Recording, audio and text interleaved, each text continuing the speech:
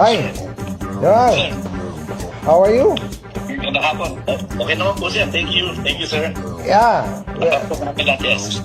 We have good news. Kinuto ko sa iyo kanina. We just finished signing the bicameral conference with the senators and congressmen. Pasok yung sinabi ko sa iyo when we meet last week sa Misibis. Ako sir. Okay, naipasok lahat, additional of 8 billion. Nauna yung 8 billion sa HGAB. Now, naipasok ulit namin another 8 billion. That's 16 billion. So, total yung buong 350 pesos na... Yeah. Can I take a video of you, sir? Sure. Yes, sir. I can show it to the staff, sir, as the personnel when I talk to them next on the 14th of Saturday, sir. Thank you. No problem. Maganda yan malaman ng mga staff na we are taking care as per instruction by our speakers, instruction by the president. Maganda yan na malaman ikaw sa Solcom to malaman ng mga troops natin. And actually, we'll see you on Friday. Are you coming sa Dadating ka ba sa Friday? December 13. Yes, Doon din ang formal natin. Sa evening na siguro, sir. Evening. Kung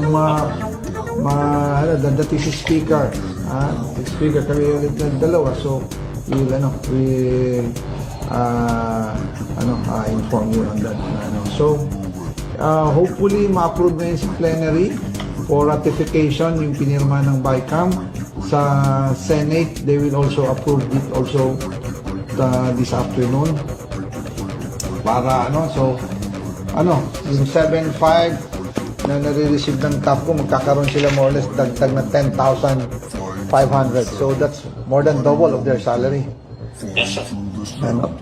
So, please, okay, na-inform din namin kanina si Chief Browner, but I want to inform you mismo diretso kasi tayo nag-usap ng sa Misibis and we announce it that na we'll make sure na an additional of 8 billion on the BICAM. Thank God na we're successful tayo na naipasok natin ito sa kasundaluhan. So, please inform our soldiers na natuloy and then the president will approve the budget more or less December 20.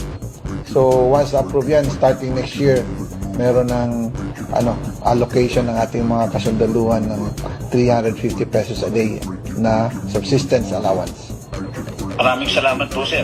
Makakarating po, sir. I'll show the video to all our staff and mga sundalo po dito sa Solcom, sir. Yes. Maraming salamat po, sir. Thank you for your service. Kami here to support the AFP, the military in uniform.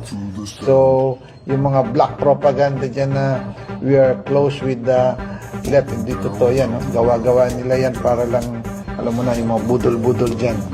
Meanwhile, Basta nagsalita tayo when we speak.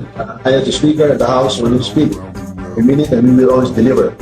You are top priority, sir. Please tell the AFP, top priority po kayo, and we are fully committed to support all of you and keep the morale high and always take care of you. Please convey that.